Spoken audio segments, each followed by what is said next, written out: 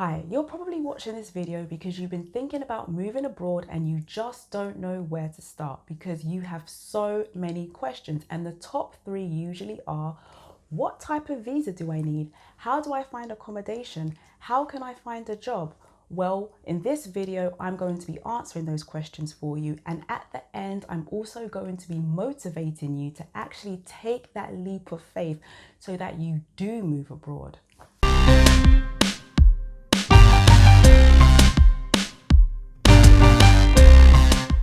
Hi, my name's Abby, and if it's your first time watching me, welcome. And if you've watched my other videos, welcome back. So I'm originally from London, England, and I've previously lived in Toronto, Canada, and I've been living in Paris, France for the past 7 years. But recently I've actually been thinking about relocating to somewhere different. And I wanted to share with you guys some of the tips that have helped me move abroad, and I hope these tips can help you as well. Some of this might be basic, but I'm going to keep it really simple because I know some people watching this could be students or you've probably never traveled before. So you just want to know how to make it happen. Okay, let's talk about it. First of all, I want you to think about where is it that you actually want to live, because there's a whole lot of world out there. And once you know exactly what country, what city you want to live in, it's a lot more easier for you to narrow down your research.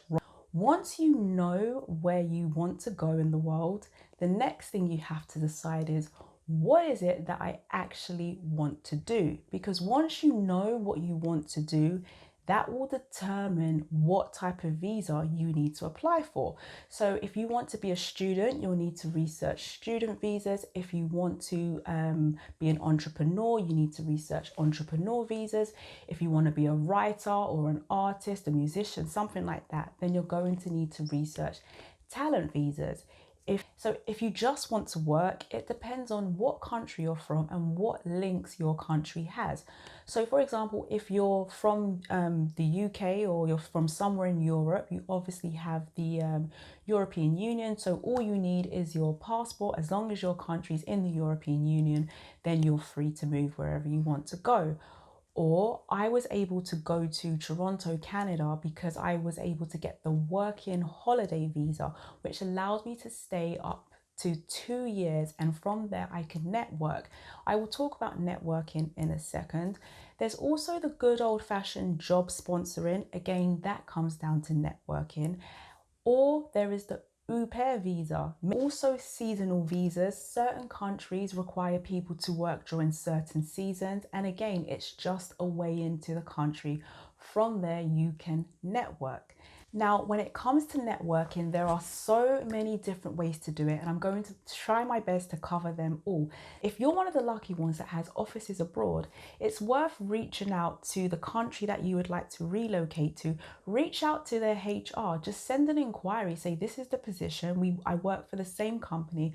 I'm just wondering, would you be willing to hire me? Will there be any positions coming up in the near future? Let them know, because you never know, they might be able to sponsor you, because some companies require you to actually leave your job and then get rehired, or you can do a direct transfer, which just makes the process even more easier. If you don't work for an international company, it doesn't matter. You can still network the old-fashioned way. Get on LinkedIn and research all the companies that you would like to work for, and just send out your CV. Don't limit yourself, because you never know what could happen. I'm going to tell you a quick story. So I was already in Toronto, Canada. I had my working holiday visa, and I just went home back to London for a few weeks just to visit my family and friends. And I actually saw a small advert online, and it said, this reality show coming soon. It started in the UK, it went to the US, and now it was coming to Canada. And it basically just said, coming soon. I didn't even know if they were recruited. I didn't even know if they had recruited. Like, I didn't know anything. And I was so excited. I decided to there was like a small email address at the bottom. I had no idea who this person was, but I still sent them my CV and I expressed my enthusiasm. Well, a month later, once I was back in Toronto, Canada, I actually got an email. It was just so casual. It said, "Hi Abby, we received your CV from so and so. We would love to have you help us with the casting. The production meeting starts on such and such a date. See you there." I was like, "What?" Like, I got the job just like that. I had no interview, not even a telephone phone interview. I didn't even know anybody from that production company, yet the universe just made it happen for me. I highly recommend reaching out to companies even if you don't see any positions available, because you never know. And sometimes they don't know they're looking for someone until you present yourself in a way of, "You need me." And it's also worth actually letting the HR company know what type of visa you would need, because remember, HR are only human. They don't know themselves sometimes. So I always suggest networking face to face. So if you're able to come to the country in person, it's definitely worth reaching out to people, because you never know who you're going to meet, and you actually might fall in love and get married. So you never know, right? But once you are in the country, it will then give you the opportunity to search for accommodation, which is my next point. I was moving to Toronto. I actually had nowhere to stay and I wasn't able to go there in advance to find something. So what I decided to do was stay in a hostel, and I ended up staying in a hostel downtown for 2.5 months. This allowed me to work downtown and also save enough money so that I would have enough to put down a deposit for an apartment to rent.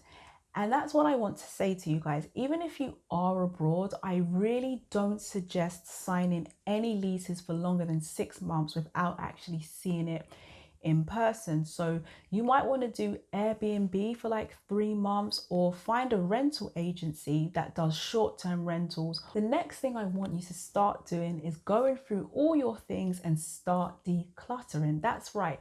Get rid of things that you don't need anymore. You can even sell things, which is a nice way to get cash in your pocket. The reason why I'm asking you to declutter, because it's going to help you decide what type of accommodation you want.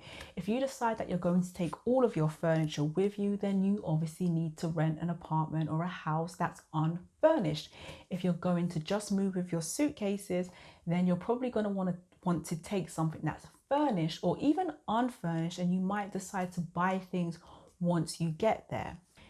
If you have children, the next thing you have to decide is the educational system. You have to make sure that you're choosing the right education for your child. There are international schools, and if they're younger, you might want to send them to a local school, because the younger they are, the easier they're able to adapt to the language. Next thing is language. Now, if you're moving to a country and you don't speak the local language, it's okay. I'm all about hitting the ground running. Believe it or not, when I first came to Paris 7 years ago, I spoke absolutely no French, not a word, maybe just bonjour. But at school, we randomly learned German, so I had no knowledge in the French language whatsoever. It's just something I picked up once I was here. So before you arrive, get on Duolingo. It's completely free, or one of those language apps, and just get familiar with the local language. Because to tell you the truth, there's what you learn in school, and then there's what you learn in reality, socializing with everyday people. Now, my favorite part is motivation, not giving yourself permission. Well, if you need permission, I'm here to tell you, yes, you can. Stop telling yourself why you can't. Stop trying to talk yourself out of it and talk yourself into it. Give yourself reasons as to why you can.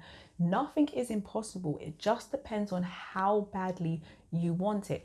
Even if you can't require a visa, listen, if I was going to the US, I know that I'm allowed to stay there for 90 days.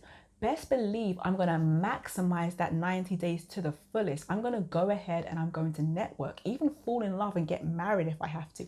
I'm going to do whatever it takes to make sure I secure that visa for myself. And that's all it is. It's just a mindset. Being determined. Don't think like, well, who's going to hire me? Dream big. Look at how I got that opportunity to work for the production company in Toronto. If I never sent that CV to a job that wasn't even looking, I never would have got that position. So you never know how the universe is going to open doors for you. I know we want to feel like I just need to know the path. I need to know A, B, C, D. Don't worry about that. Just take the first step. B, C, D, E will appear along the journey. It's all about making that decision and sticking to it no matter what. Last year, I decided I was going to be a writer. I've never written a book in my life. I have no idea what it takes to be an author. I just knew that I had to start writing. And then February this year rolled round and I was able to become the co-author of a book called Manifesting Love. I had no idea that how this opportunity would come to me. It just did. So that's the thing. You have to make that decision and then stick to it. I just want you to know, yes, you can, as long as you say that you can, okay? That's all I have to say on this video for now. If you liked it, please feel free to give it a thumbs up and do subscribe for more content just like this. Thank you for watching. Bye for now.